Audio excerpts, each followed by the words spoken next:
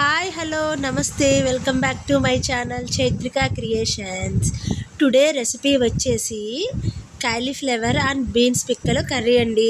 ఈ కర్రీ చేసుకోవడం ఈజీయే, అలాగే రుచి కూడా చాలా టేస్ట్గా ఉంటుంది. ఇది మ్యాక్సిమం కార్తీక మాసంలో ప్రతి ఇళ్ళల్లో కూడా చేసుకునే రెసిపీ అండి. దీనికోసం నేను కాలీఫ్లవర్, బీన్స్, కొత్తిమీర, ఉల్లిపాయలు, పచ్చిమిరపకాయలు అయితే తీసుకోవడం జరిగింది.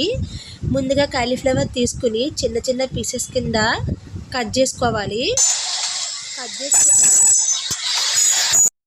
చిన్న చిన్న పీసెస్ కింద కట్ చేసుకోవాలి. ఇలా కట్ చేసుకున్న తర్వాత ఒక గిన్నెలో వాటర్ వేసుకుని వాటర్ని గోరువెచ్చగా చేసుకుని అందులో పసుపుని కూడా యాడ్ చేసుకోవాలి.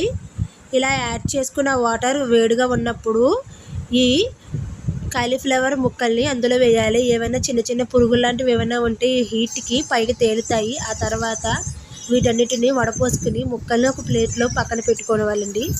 ఆనియన్స్, పచ్చిమిరపకాయలు కూడా చిన్న చిన్న పీసెస్ కింద కట్ చేసుకున్నాను. ఇప్పుడు గ్యాస్ వెలిగించుకుని కుక్కర్ ప్యాన్ని పెట్టుకుని కూరకు సరిపడా ఆయిల్ని వేసుకున్నాను. అలాగే ముందు పచ్చిమిరపకాయలని యాడ్ చేసుకుని అలాగే ఆనియన్స్ని కూడా వేసుకున్నాను. వీటిని దోరగా వేపుకోవాలి. ఇవి త్వరగా వేగడానికి పసుపుని, ఉప్పుని కూడా యాడ్ చేసుకున్నానండి.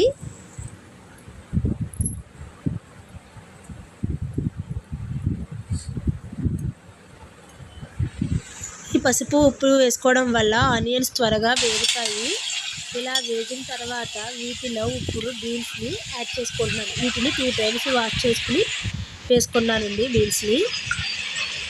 ఈ బీన్స్ కాలీఫ్లవర్ కూర టేస్ట్ బాగుంటుంది. చపాతీలో కూడా తినచ్చు, ఉత్తిగా కూడా తినచ్చు, అంత టేస్ట్గా ఉంటుంది కర్రీ. ఈ బీన్స్ కాలీఫ్లవర్ కర్రీని అయితే నేను కుక్కర్లో వండుతున్నానండి. కుక్కర్లో అయితే ఈజీగా అయిపోతుంది అనేసి దీనికోసం నేను పచ్చి మసాలాని కూడా చేసుకున్నాను. మిరియాలు, జీలకర్ర, ధనియాల్ని, లవంగాల్ని మిక్సీ చేసుకున్నాను. ఈ మసాలాని ఒక స్పూన్ని యాడ్ చేసుకున్నాను. వీటన్నిటిని కూడా బాగా కలుపుకుని ఇప్పుడు ఇందులో కడిగి పక్కన పెట్టుకున్న ఈ కాలీఫ్లవర్ని కూడా యాడ్ చేస్తున్నాను. వీటన్నిటిని ఒకసారి బాగా కలుపుకొని కుక్కర్ మూతని పెట్టుకున్నాను. ఈ ఆవిరికి ఈ మిశ్రమాలన్నీ బాగా మగ్గుతాయి. కూర అలా మగ్గినప్పుడే టేస్ట్ మరింతగా రుచిగా ఉంటుంది. చూసారు కదండి, కుక్కర్ మూతను పెట్టుకున్నాను. ఈ ఆవిరికి ఇందులో బీన్స్, ఈ కాలీఫ్లవర్ కూడా ఒక 50% మగ్గుతుంది. ఇలా మగ్గిన తర్వాత ఇందులో 2 స్పూన్ల కారాన్ని కూడా యాడ్ చేసుకున్నాను. ఈ కారం అయితే హోమ్ మేడ్ అండి.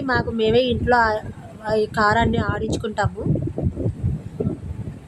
ఇలా మగ్గిన తర్వాత ఇందులో సరిపడా వాటర్ని యాడ్ చేసుకుని ఒకసారి గరిటెతో బాగా తిప్పుకుని కుక్కర్ మూత పెట్టుకుని విజిల్ అయితే పెట్టుకున్నాను. ఓన్లీ 2 విజిల్స్ అయితే ఈ కూరకు సరిపోతాయండి. 2 విజిల్స్ అయిన తర్వాత కూర మ్యాక్స్గా ఉడికిపోతుంది. కొద్దిగా వాటర్ ఉంటుంది, దానివల్ల మళ్ళీ గ్యాస్ ఆన్ చేసుకున్నాను. మీరు కొత్తిమీర కూడా యాడ్ చేసుకోవచ్చు. కొత్తిమీర అనేది ఆప్షనల్. నేనైతే టేస్ట్ బాగుంటుంది, స్మెల్ బాగుంటుందని చెప్పేసి కొత్తిమీరని అయితే యాడ్ చేశాను. కూర అయితే ఒక 2 మినిట్స్లో రెడీ అయిపోతుందండి. వేడి వేడి కూర అన్నంలో వేసుకుని తింటే టేస్ట్ ఉంటుంది, చాలా టేస్ట్గా అనిపిస్తుంది.